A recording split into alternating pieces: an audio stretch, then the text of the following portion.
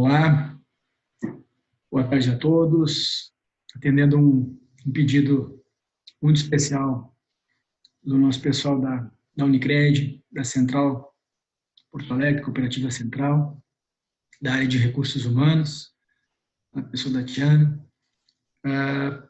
Preparei aqui um material procurando colaborar com esse momento de tensão, de dificuldade e de um certo nervosismo que acomete as pessoas no momento de crise, né?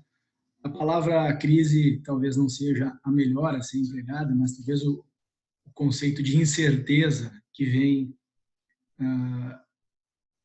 ocorrendo sobre as questões econômicas mundiais e especificamente aqui no Brasil me fez, então, preparar um material para poder fazer uma rápida reflexão com vocês no sentido de colaborar e tornar esse cenário mais certo, mais claro. Preparei um material que vai servir como um guia para a gente poder embasar os conhecimentos. Como alguns de vocês podem estar identificando, eu sou o Fernando Rezic, há mais de 6 anos venho colaborando com a Unicred na formação de conselheiros de administração e conselheiros fiscais. E ao longo dos cursos que a gente tem ministrado, no ano passado, se não me falha a memória, nós tivemos mais de 70 participantes. Nós procuramos abordar algumas questões desde a regulamentação do cooperativismo de crédito, passando pelo propósito, pelos valores, toda a questão da cultura, mas também pelas questões que permeiam a atividade de um conselheiro.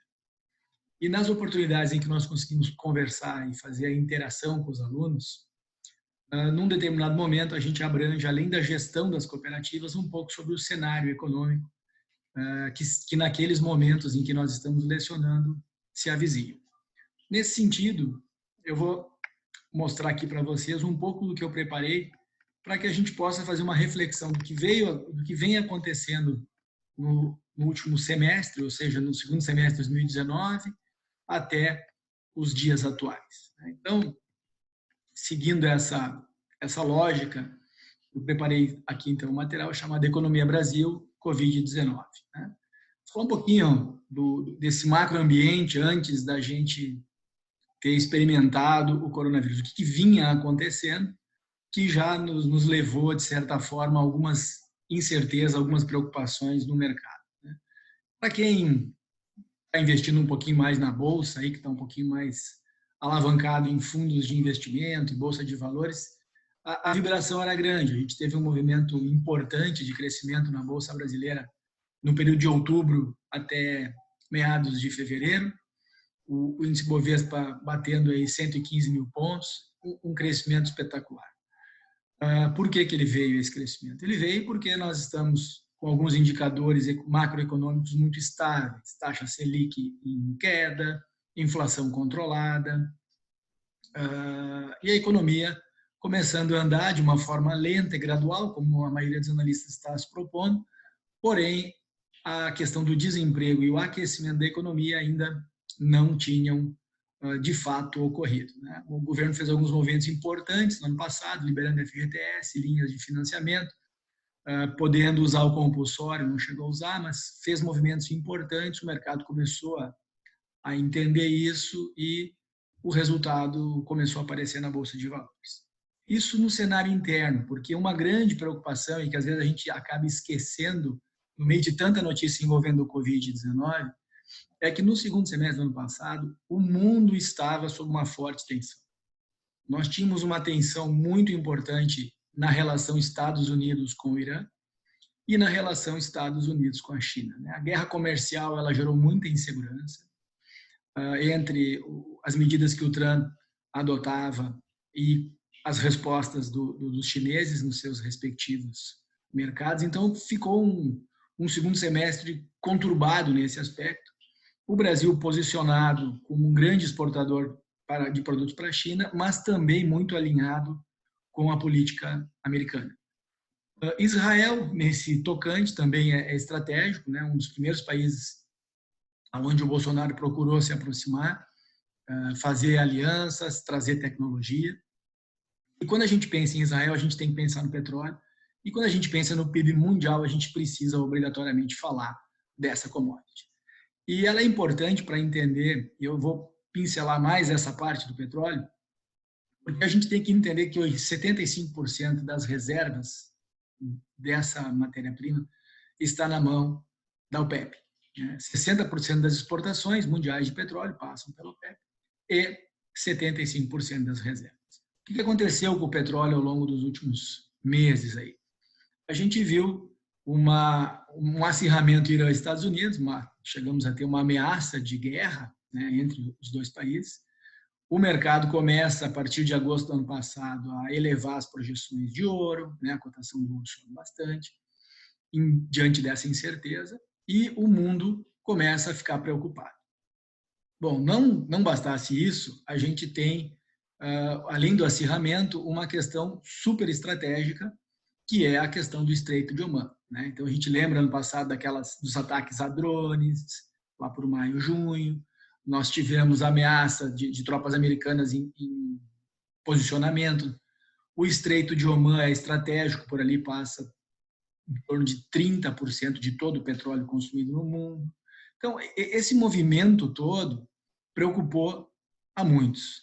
O barril do petróleo, ele vem aí numa faixa de preço de média, 40, 45 dólares o barril, mas o mundo começou a ficar preocupado com esse negócio e não por menos a proteção é o que acontece nesses momentos e o ouro, então, começa a ter uma subida de preço.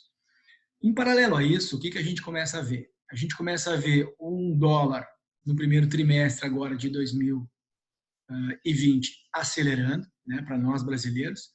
Em todo o mundo as moedas desvalorizam e o dólar se valoriza. O Brasil é um dos que mais sofre com isso. A gente passa de $1 de 4,15, 4,20. Ele chegou a bater agora com o coronavírus 5,20. Né? Então, assim, é uma acelerada. Nós estamos falando de mais de 25% de aumento na cotação. Mas o que aconteceu nesse trimestre com relação ao petróleo? A Arábia Saudita e a Rússia começam a desobedecer o que tinham convencionado dentro da OPEP e começam a não respeitar o quantitativo da produção de petróleo, fazendo com que o preço do barril derreta. O preço do barril. E a gente lembra lá na época do pré-sal batendo $100 o barril, os últimos meses aí a 40, 45, ele vem para 20, 25 dólares o barril, o que faz com que o mundo inteiro derreta em termos de bolsa de valores. Esse é o grande motivo da queda das cotações mundiais nas bolsas de valores. Né? É, sim, a queda no preço do barril do petróleo.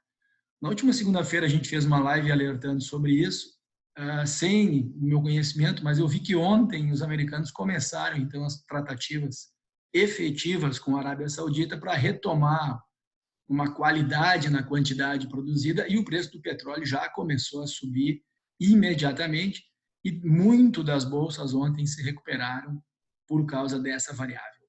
No Brasil não é diferente, o Brasil é muito dependente da Petrobras, ele é muito dependente dessa commodity do petróleo, e isso fez com que o mercado brasileiro também reagisse muito bem, o que não vinha acontecendo desde as quedas de preço.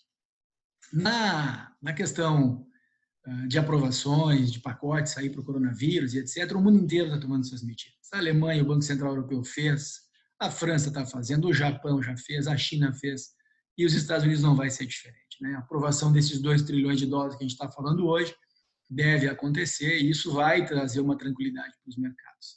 Isso tudo é para trazer um pouco do macroambiente. Vamos pensar agora o que aconteceu aqui dentro do Brasil nesse período aí do segundo semestre até agora, do ano passado até agora.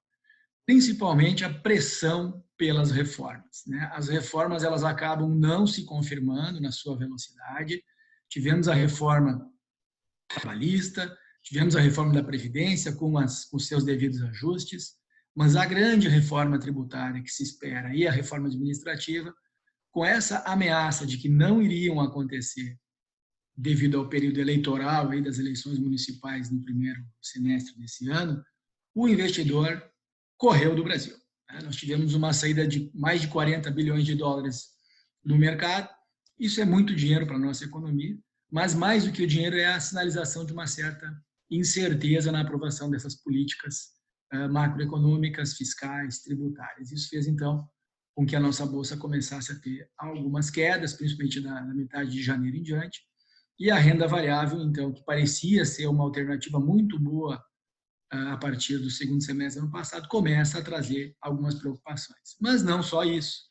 Nós ainda tivemos a queda do juro, né, o Banco Central atuando com a Selic, tentando reduzir a taxa de juro para que a economia voltasse a aquecer de uma forma mais consistente e gradual, mas fez também com que muito dinheiro saísse daqui. Então, de certa forma, uma sinuca de bico para o governo, para o Banco Central principalmente, porque nós temos uma inflação em queda, né, com o preço do petróleo caindo, a gasolina começou a cair também. Né? Aqui no Rio Grande do Sul a gente não teve a mesma queda, mas enfim, o que a gente começa a ver é que o desemprego não reage, né? E com isso a economia também não reage. E aí começam algumas críticas ao governo, né? Fundamentalmente ao presidente Jair Bolsonaro, e isso tem trazido algumas, vou chamar de insegurança, mas algumas inconsistências no discurso, né? O governo ele reage muito mal a qualquer pressão, a qualquer crítica. Mas enfim, em termos gerais, a gente está então com o barril do petróleo que caiu muito, né? Agora recentemente essa questão Arábia Saudita-Rússia, a gente tem essa questão da bolsa que começou a cair em virtude da fuga de capital aqui do Brasil e de não termos feito as reformas e fundamentalmente não termos endereçado e sugerido com firmeza uma agenda para essas reformas. E toda essa questão legislativo, judiciário, executivo, que de certa forma acho que todo mundo está cansado dessa discussão, né? A gente quer mesmo que as coisas aconteçam. Atividade econômica retomando de forma lenta, e a gente não pode esquecer que a gente vem de 5 períodos aí de um PIB que ou decresceu muito, né? A gente teve quedas importantíssimas em 2015, 2016, e a retomada de forma muito, muito lenta, o que tem atrapalhado, sim, esse ambiente de uma maior certeza. Eu separei aqui para a gente o relatório Focus da última segunda-feira, né?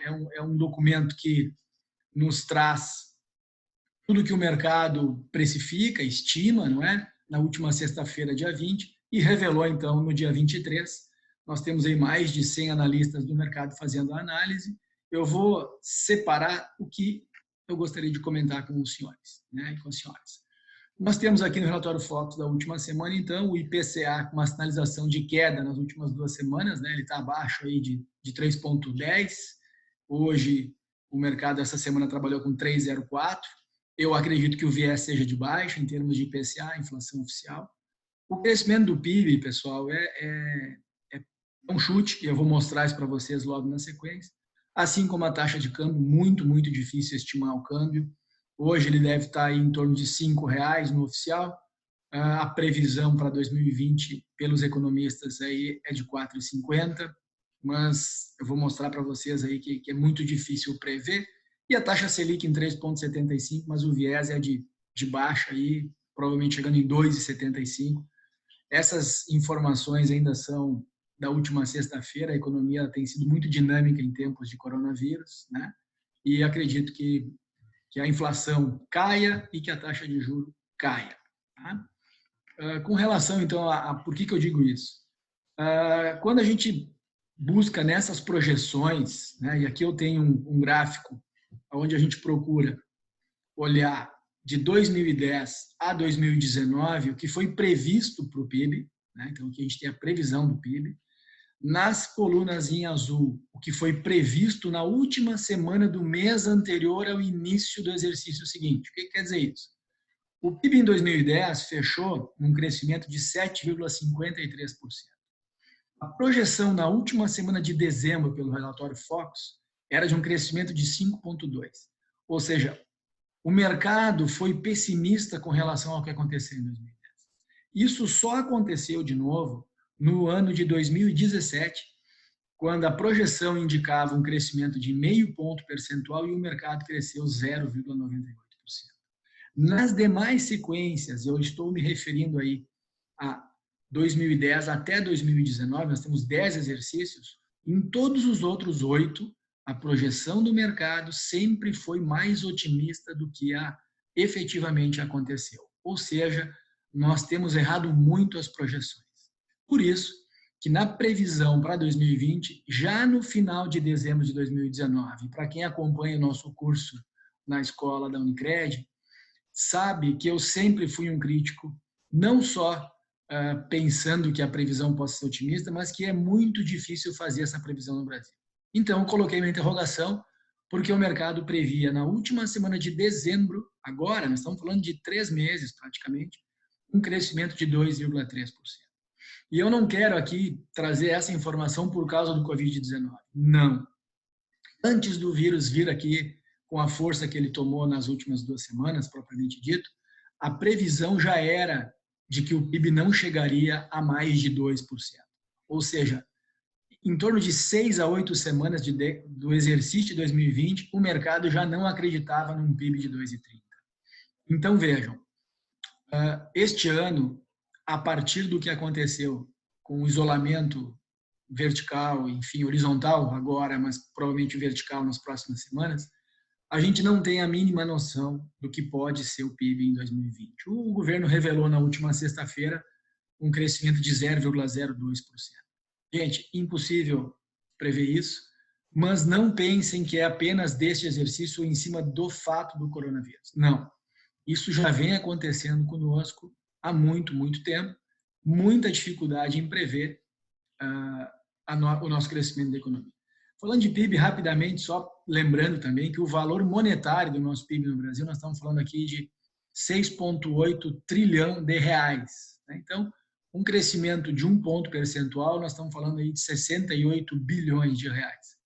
Vejam o esforço que o governo fez ano passado, liberando valores de FGTS e algumas injeções na economia, procurando criar um ambiente de crescimento. Com toda essa força, a gente conseguiu crescer 1,17 e ainda tem uma revisão, talvez suba um pouco esse indicador para o realizado de 2019. De forma muito objetiva, é isso. Tá? Espero, sim, que a gente consiga sair desse cenário de isolamento para poder retomar a economia e, quem sabe, crescer de uma forma consistente. Mas é muito difícil tomar essa decisão frente ao cenário que nós estamos enfrentando.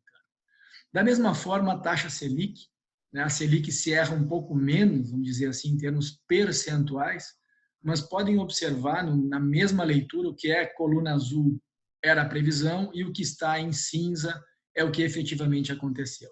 E, invariavelmente, nós temos sido otimistas, ou seja, a gente acredita que a taxa Selic cai, mas ela cai muito mais em períodos de menos crise, menos pressão. Então, observem aí, todo o período de 2013, 2014 até 2017, a previsão do mercado é que a Selic ficaria menor do que efetivamente, ficou maior do que efetivamente se previu, né? Então, também o mercado, ele de novo foi otimista com relação à Selic, mas efetivamente isso não acontece. Nos períodos em que o mercado previu aí, no caso aí de 17, 18 e 19, vejam, em 2017 a previsão era 10,25 e nós chegamos em 7,5 pontos percentuais. Então vejam que também há 3 pontos percentuais praticamente de diferença num exercício como 2017. É muita coisa. E sempre lembrando, eu estou pegando a informação da última semana anterior ao exercício. É a mais próxima do período que se inicia para fazer uma projeção. Da mesma forma, vejam o IPCA, eu aqui escolhi só o IPCA, porque o dólar, infelizmente, não tem nem graça a gente fazer previsão de dólar. A gente que trabalha no mercado sabe aí que é absolutamente incoerente fazer uma previsão em cima do câmbio.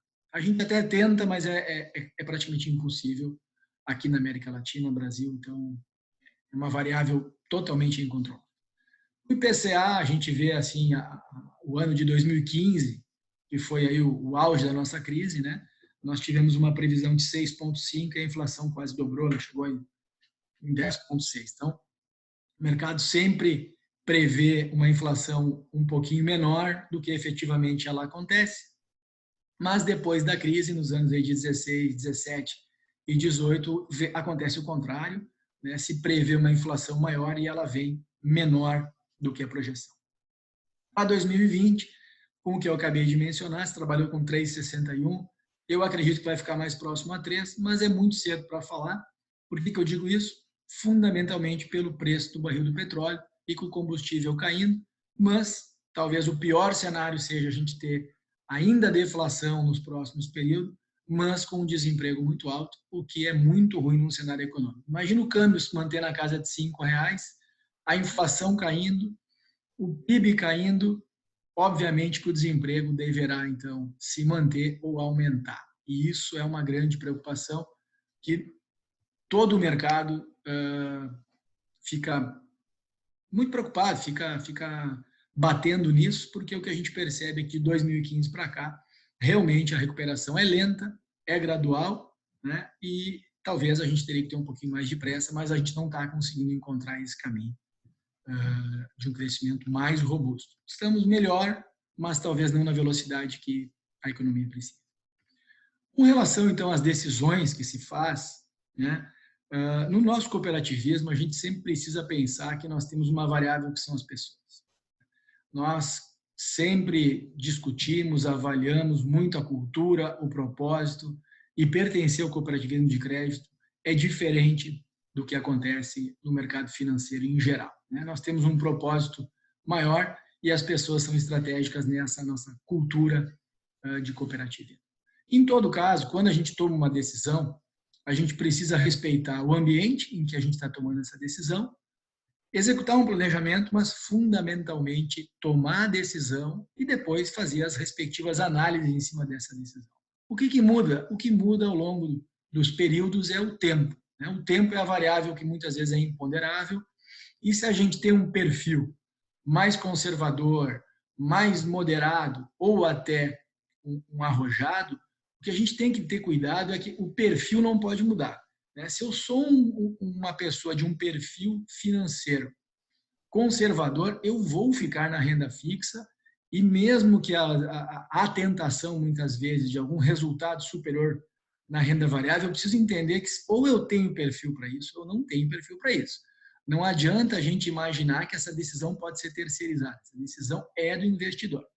Então, eu procuro trazer sempre esse cenário de ambiente, planejamento, decisão e análise, porque ao longo do tempo ele vai sofrendo alterações, mas essas alterações fazem com que a gente, como investidor, seja tomador, seja captador, seja investidor no caso de aplicações, ou a gente possa estar tomando um capital para fins de empréstimo, o importante é fazer esse balanceamento. Eu preciso entender qual é o meu perfil. Nesse sentido, então, lembrando que se eu tenho a característica de ser um conservador, eu preciso sim ficar com 100% do meu rendimento ou dos meus investimentos em renda fixa. Isso sim tem a ver com formação de patrimônio, com o retorno que eu quero, com as garantias e etc.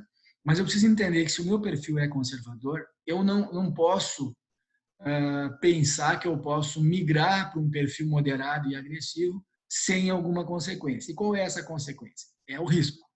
Se eu estou me considerando, as entrevistas, enfim, a avaliação é de que eu sou conservador, eu tenho um posicionamento. Se eu tenho já um perfil moderado, eu já vou começar a colocar uma parte dos meus recursos em risco, mas até a medida do que eu posso correr de risco.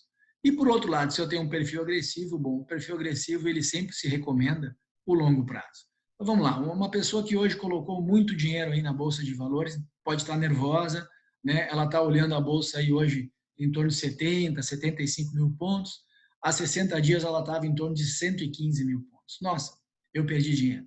Não façam isso. Na visão de longo prazo, você não pode pegar o pico e comparar com o vale. Você tem que fazer a conta pelo longo prazo, pela média. Então, com quantos pontos você entrou na Bolsa? Você entrou na Bolsa com 80 mil pontos? Olha, essa Bolsa está hoje com 72 mil pontos, você perdeu, por enquanto, em torno de 10%. Mas se você está nessa posição, é porque você acredita que vai conseguir retomar logo ali na frente. Você tem um perfil de longo prazo. Você pode correr risco e é isso que você está buscando num resultado, num retorno maior. Caso contrário, você tem que ficar dentro do seu perfil. Se você é conservador, mas gostaria de ser agressivo, calma lá. Você precisa fazer essa reflexão. Volta para o ambiente, volta para o seu planejamento e toma a decisão. Por quê?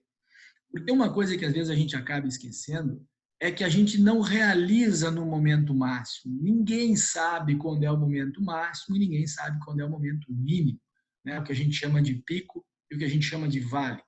Então, se você não tomou a decisão, você não realizou. O que eu quero dizer com isso? Se a Bolsa estava em 115 mil pontos, significa que se você tivesse realizado, ou seja, tivesse saído naquele momento, você teria, sim, tido a maior oportunidade de resultado. Mas naquele momento você não sabia se a Bolsa iria continuar subindo a 120, 125 ou 130 mil pontos. Naquele momento você não saiu porque a sua expectativa era um retorno maior e que ele fosse chegar em 130 mil pontos. Quem saiu com 115 mil pontos e ficou 2, 3 dias esperando, nada aconteceu, pode ter ficado tranquilo.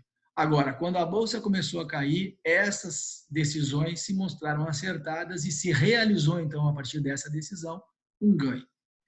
Por isso que o risco e o retorno estão fundamentalmente atrelados. E o que mais cabe dizer aqui é que essa decisão, por mais difícil que seja, não pode ser terceirizada. Essa decisão é de cada investidor. Eu sei que em momentos de maior perda, e todo mundo, na maioria, está perdendo, está preocupado, sim, a gente fica mais nervoso, mas lembre, isso é importante para que a gente aprenda a tomar a melhor decisão e saber que o dinheiro realmente ele é de uma decisão própria, intransferível. Nesse momento também, algumas considerações sobre esse momento importante que a gente está vivendo em termos de coronavírus. Né? As pessoas têm me perguntado qual é a saída para tudo isso. Bom, primeiro vamos imaginar o seguinte, eu tenho um empréstimo, né? Eu estou tomado de um financiamento, então eu preciso me proteger. O que eu faço? Olha, a primeira coisa é tentar negociar com o seu agente financeiro, né?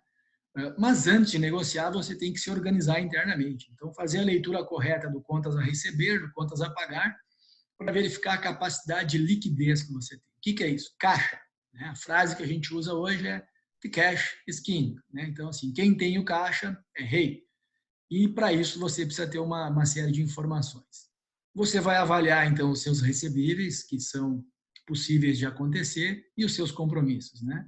Então, a gente está falando de liquidez. A liquidez, quando é menor do que 1, ela significa que o que eu tenho em ativo circulante, o que eu tenho de liquidez no meu receber, meus direitos, não cobrem integralmente as minhas obrigações. Né?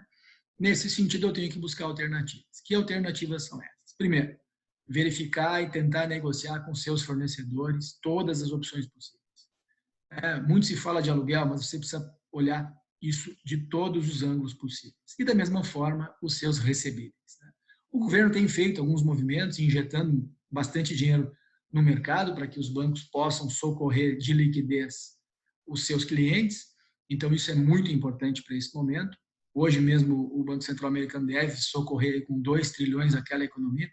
Numa economia que tem um PIB de 24 trilhões de dólares, quando a gente fala de 2 trilhões de dólares, nós estamos falando de quase 10%. É muito dinheiro para socorrer esses mercados. Agora, isso tem que chegar na ponta.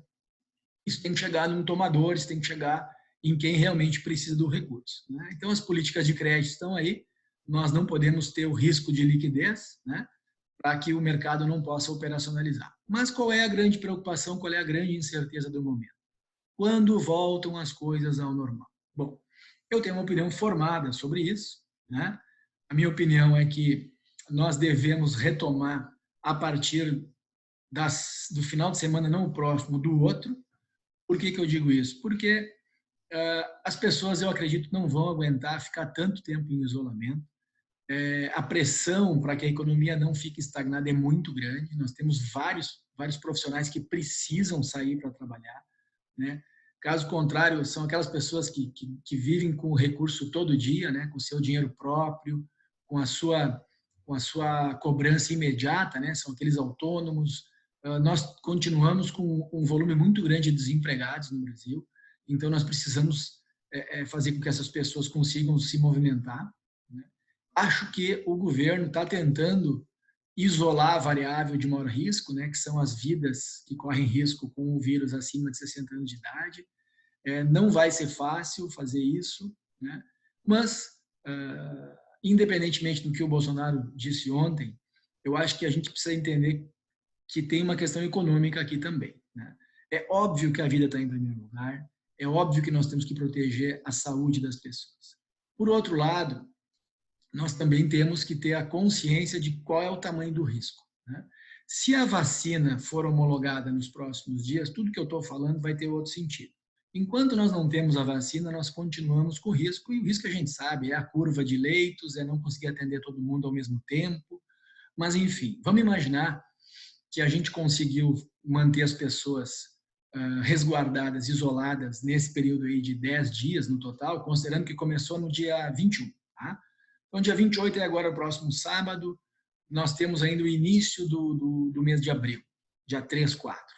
Acredito que muita coisa boa vai acontecer até a metade da semana que vem. Nós vamos entender que a nossa curva foi alongada, o Brasil soube usar a informação, afinal de contas, nós estamos numa era em que a informação é o segredo de muita coisa. Nós tivemos a sorte de sermos atingidos por essa gripe por último, ou seja, nós conseguimos ganhar uma janela de tempo com base em informações que outros territórios e outros países não conseguiram, né?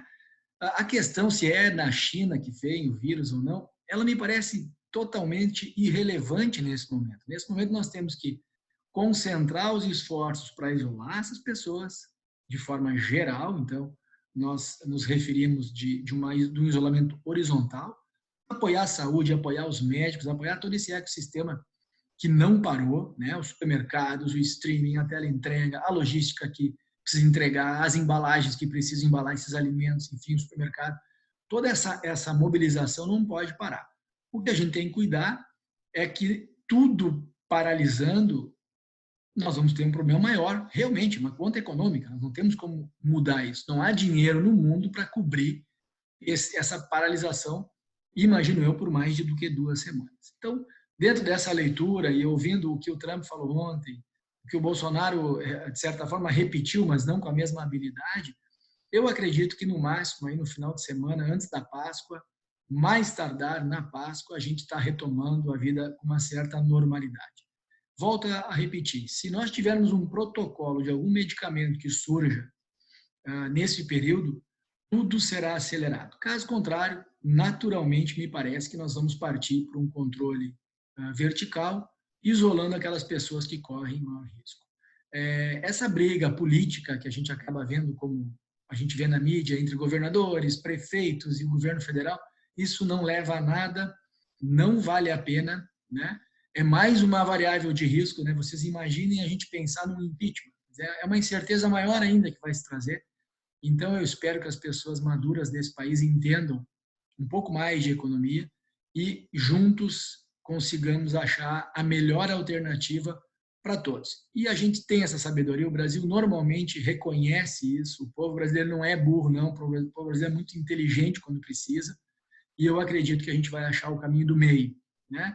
Que é uma variável que vai agradar aos trabalhadores, enfim, vai agradar a todos os stakeholders, sejam eles de alta administração, sejam eles executivos, né? Sejam eles trabalhadores. Para nós, do cooperativismo, nós precisamos acreditar nas pessoas, né?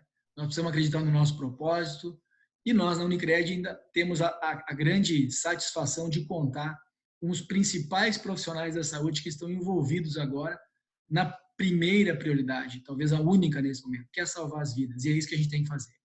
Por enquanto, é isso. Eu tenho, sim, na minha visão, um otimismo, espero que eu esteja correto.